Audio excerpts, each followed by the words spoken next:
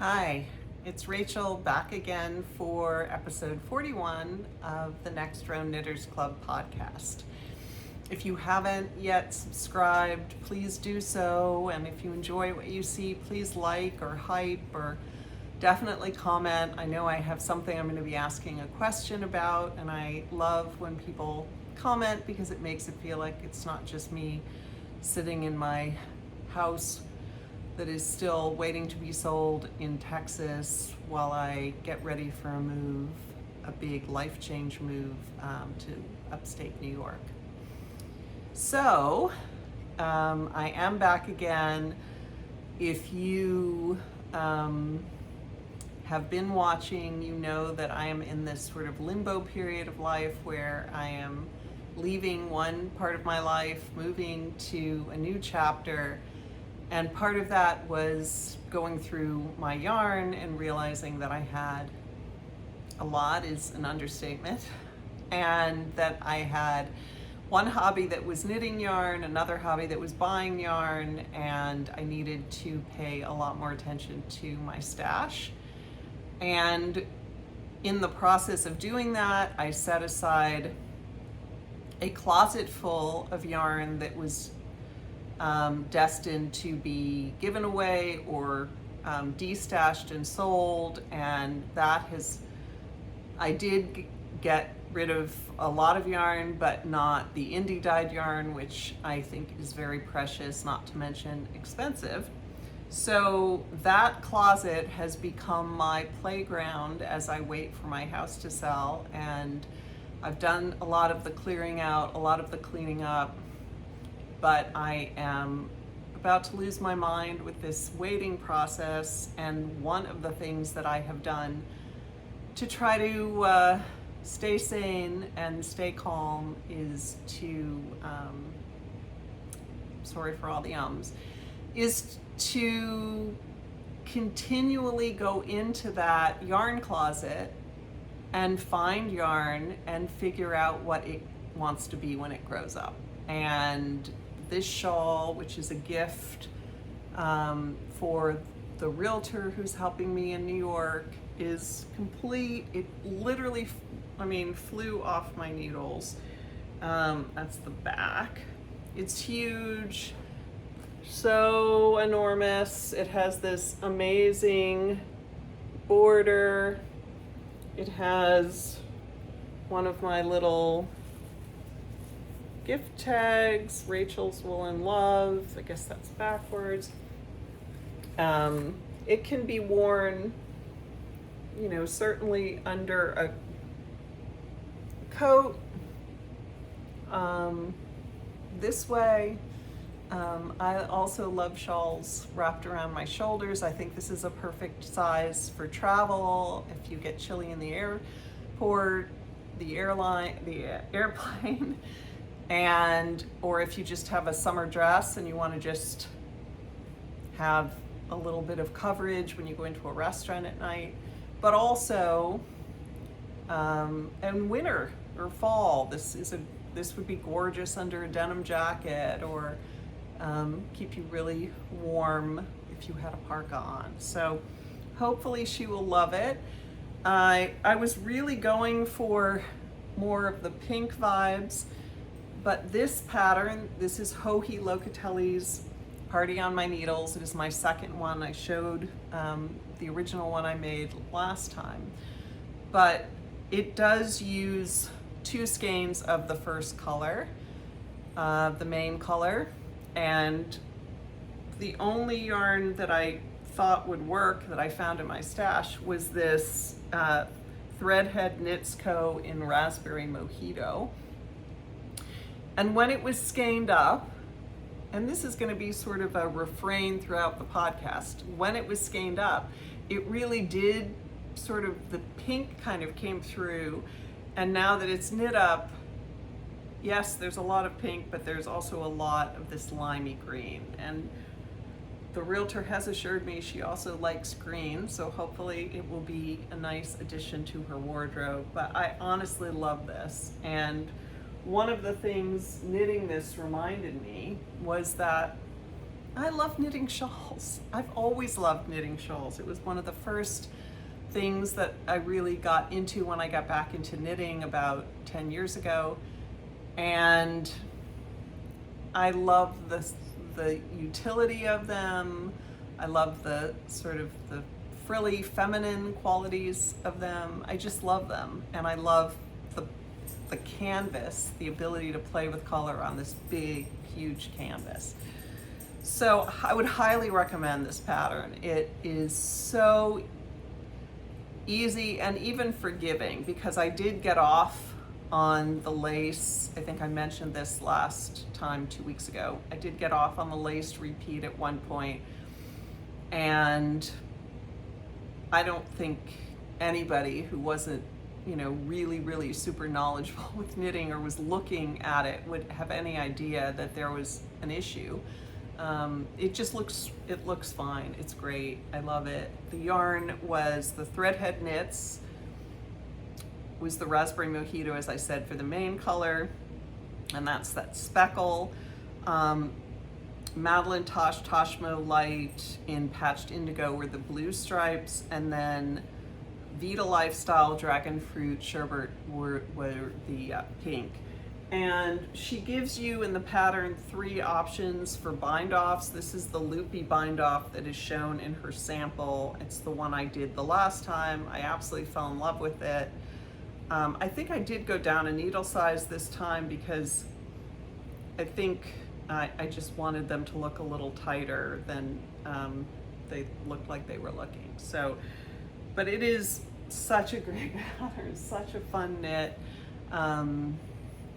Can't say enough. I love it. In fact, the other thing I realized, yes, I love knitting shawls, but the other thing I really realized doing this was I also love knitting with singles. There is just something about the thinness of those strands. It's just very satisfying, and it knits up and then blooms so beautifully. I just can't say enough. I really love it, and you will see that's why there might be a new shawl on my needles. Like, I need another project. So yeah, I actually have 3 new projects. This is all due to me being in this waiting period and not really knowing what to do with myself. So I have raided, as I said, the closet that was supposed to be the yarn that did not come to New York with me, and I keep making things. So the first thing I'm going to show you is just a sort of no pattern or self-patterned baby blanket using fingering held double. I looked in one of my pattern books and just found this really simple, reversible, waffly brick stitch thing. Super easy, super memorizable. Happy to share it if you reach out and are interested. It is that simple that I could literally just text it to you. And what I'm doing is I'm holding 2 strands of fingering together and then dropping one and adding a new one while holding one of the others, so it creates this really pretty kind of fade. I will say it is ridiculously squishy, and I think will make a really cozy little baby blanket. Great for the stroller, great for the car seat, great for the crib, just perfect. So I'm going to try to work through some more of the beautiful yarn that way. And again, I cast on 120 stitches. I think it's going to be a good size for a baby blanket, not too big. And there are a couple babies on the way in my circle, so I'm excited to just start putting some stuff away, and then I can decide who gets what and all of that. Okay, so that's the baby blanket project. The second new cast on is another skein of yarn. And honestly, this skein, and there's another skein I'm going to show you in a minute, I'm kind of baffled about how they ended up in the discard closet. They are so gorgeous. They are so me. They are so my colors, my style. I don't know if it was just a matter of being overwhelmed because there is so much yarn and just chucking things because I couldn't take everything, I thought, although I may end up doing that. Or in the skein, when they were skeined up, they looked considerably different perhaps than they do in the cake. Once they were in the cake, and certainly with this one, once I've started knitting it, it's so me, so gorgeous. I would never ever want to give it away. So I am using a simple sock pattern by Kay Jones of the Bakery Bears. I'm sure a million people have made it. They are called the Drippity Drop socks, and you can see they have this beautiful little texture. I am using this yarn by a dyer that I don't even remember how I came across them or where or why, or if they're still dyeing, but they're called Clark and Elle.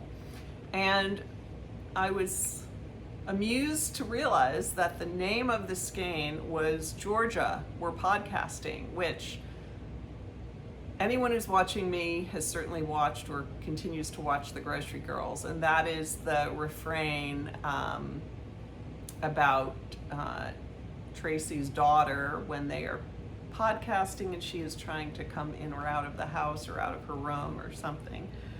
So anyway, this is Clark and Elle, Georgia, We're Podcasting, and it is so gorgeous. I mean, it's just, I can't even tell you. It has that kind of funky green that I love, some gold, lots of pink, some deeper sort of bluey purple colors. It's really pretty, and this pattern is so much fun. I'm doing kind of my own thing again. I'm still gonna do Earth Tones Girls sock recipe for the most part, the sock exploration socks with the shadow wrap heel, which I love. You can see that this forms this really cool pattern, and I was thinking that if I ever have a granddaughter and I did this in like greens and blues, this would be these look like mermaid socks. Like that would be the perfect little mermaid socks or mermaid leggings or mermaid hand warmers, because it is a super easy, memorizable pattern, and the result really is special looking and has a really cool look. The only thing that I'm realizing about this pattern as opposed to the library socks pattern, which I did a couple podcasts ago, is that when I have tentatively tried it on, it does feel, because of the texture pattern, that it is a little bit tighter, and I expect that it might be a little bit harder to pull over my foot, but we'll see how it goes. I can get it over my foot. It's just not as loose as the library sock pattern. The texture is a tighter texture. Okay, so this brings me to the last piece of knitting I'm going to show, but I have lots left to talk about today. I actually have a rare acquisition. Please, I can hear you screaming already. What are you talking about? You have this massive stash, you are moving cross country, how could you have an acquisition? That is a very good question, and I have an answer. I was watching Amber of A Lovely Yarn, or A Good Yarn, I think it's a Lovely Yarn podcast, and she has been doing these really informative podcasts about the difference between Sandiscarn Lena or Line and Drops Bell, and ended up sort of on the side of Drops Bell because it has the same makeup and works the same way in knits but is less expensive. And she even kindly gave us the added incentive of creating a list of where she gets this yarn, since I guess you can't get Drops yarn directly in the States. So I ordered it from Rito.com, which was a place that she suggested. Well, let me show my next, let me not jump ahead. I will show my final cast on for this podcast, and then I'll show you the acquisition. So my final podcast is another, this is another bag that I made, by the way, which I totally love. I may, when I get to where I'm going, and if there is a desire, I may start making some of these again, because they are really fun. They have, you know, they can be a bucket like that. They have a handle. They have stitch markers that I always sent along with it in matching colors to the print. So anyway, let me know if that's something you'd be interested in. So I looked for another Joji Locatelli pattern that had a similar vibe. I wanted to work with any singles that had made their way into the giveaway yarn closet. And I had a lot of fun one day just pulling out as many singles as I could lay my hands on and putting them together in groups of 3. This is a 3-color shawl, so 3 skeins. And I hope it's going to be big enough because it is 3 skeins instead of, well, that was probably 3 skeins because you didn't use full skeins of the other 2. But I also went down a needle size for this pattern. So this is the pattern photo, and it has some sections of stripes, some sections of lace, and some sections of just kind of eyelet holes. It is, let's see, there's another picture. So it's again called the 3-color cashmere shawl, I think because when she designed it, it was probably in collaboration with someone where they were kitting it up with yarn that had some cashmere in it. That must be what, yeah, the 70-20-10 Miss Babs yarn. But I am not using cashmere, but I am using 3 gorgeous colors. I did, it calls for a size 6 needle, and I did go down to a size 5 because I tend to generally be a pretty looser knitter, and I don't like lace that doesn't look sort of tight. I just tend to like a tighter fabric usually. Okay, so the colors that I am using are this Mad Tosh, this gorgeous, how could I have given this away? I'm such an orange girl. This gorgeous Mad Tosh, Tosh Merino Light in citrus, another Mad Tosh, Tosh Merino Light in Coquette-Deux. That roll, that for something happened when I caked this up, and it was the ugliest cake I've ever done. This is what I have so far. It's gonna be that awkward phase where it's really hard to see, but oh my God, how gorgeous are those colors together. So I'm just at the very, very beginning. And then look at this that I found. This is a less traveled yarn skinny single in Singapore Sling, and look at that. So it has both the orange and the purple color. It's too good. I couldn't resist, which seems to be the story of the last couple months because I've cast on way too many things, but I am absolutely loving working on that. It's, for some reason, those colors together kind of scream silk sari fabric. We'll see. I just love it. Okay, so that is all the showing of knitting, and then I did promise one acquisition. So I thought I would like to try a summer tank this summer. The one that I'm thinking I'll do is the Riptide by Jennifer Shields Tolan. the gals at the Knit Cafe have been talking about them, wearing them. They had Jen on their Knit Night podcast, and it was so much fun to see her talk about her patterns. And this looks very much like what I'm hoping for. I have these two color options you see in the bag. One is this vibrant red, and it's called color 29. This is Drop Spell. And the other is color, also Drop Spell, color 22. And this is a weird color. So it's kind of a pinky beige. It definitely in real life looks pinky beige. On the camera it looks more beige. I don't know if the pink is coming across. I don't know that that's like gonna be my color. The red definitely, I think, pops more. I'm leaning towards doing it in the red, but I know this would be really practical, neutral, versatile to have. So if you have an opinion about which of these should turn into the Riptide, or if you have another simple summer tank, really tee, because I want some sleeves, I want that coverage.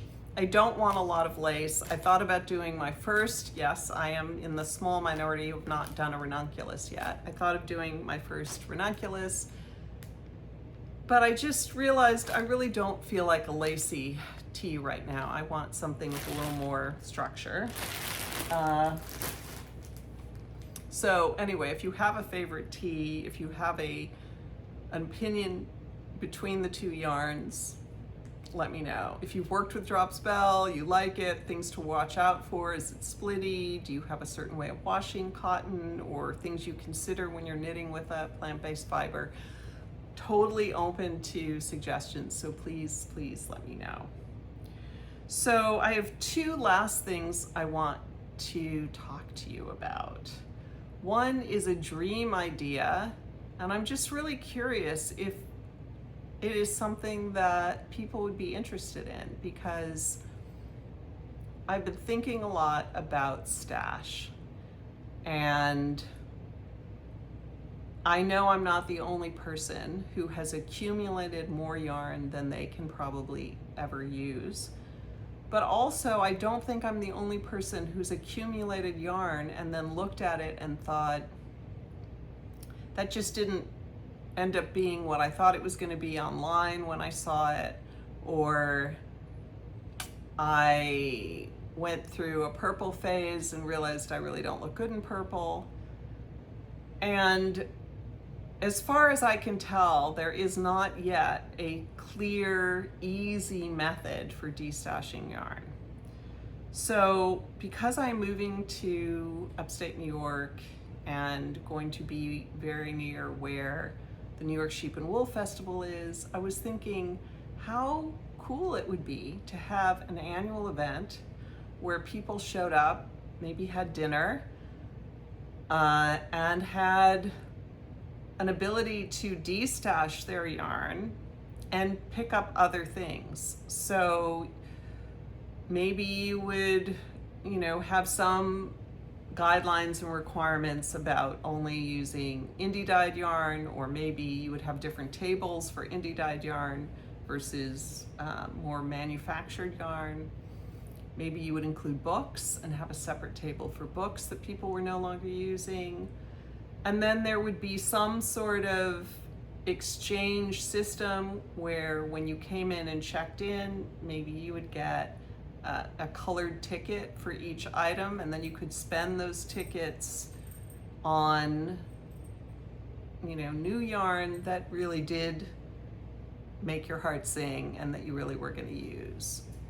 Or you would know that the yarn would be donated, and people eventually would be using the yarn if for some reason you didn't want anything. I don't know. I'm sure there are lots of other issues and concerns around this, but I would love for people to pass this along, to weigh in, just pass this podcast along in general. I don't have a lot of a lot of views. I would love to have more views. I would love to have, I would really love to have a sense that this podcast had a broader viewership. So if you know someone, or if you have a podcast and sometimes, mention podcasts you watch, I would really appreciate the shout out. Okay, enough said. So that's my sort of destash dinner idea that would coincide, probably not this year, but some year, with the New York Sheep and Wool Festival. Just a dream plan idea, because I'm always thinking about ways that we can get the most out of this craft, and also feel good about purchases that we've made in the past that maybe we are no longer excited about. Okay, finally, I listened to a fun audiobook. If you, like me, have been a fan of Jane Austen, this is your novel, your summer pleasure. It's called The Murder of Mr. Wickham. It's by Claudia Gray. I did listen, as I said, to it on audiobook, so I got all those lovely British accents, which I adore. But I'm sure it would be just as fun to read if that's your preferred method. Basically, Claudia Gray has taken a lot of the characters from Austen's novels, including the main character, who the subject of the title, Mr. Wickham, who is the villain in Pride and Prejudice, and created this murder mystery. Has a little bit of other stuff going on. If you remember Elizabeth and Darcy from Pride and Prejudice, they show up with their eligible bachelor son, and we get to see him sort of deal with the young women who show up. It's just a delight. It was fun, it was light, and if you know and love Austen's novels, it was a way to sort of hang out again with those characters, which is really fun. Okay, that is it for episode 41. This is a place for everyone to come and join and hang out. It is called the Next Row Knitters Club because as knitters, we are always getting to that next row, and as human beings, we are always getting up and putting one step in front of the other and getting to the next row, the next moment, the next day.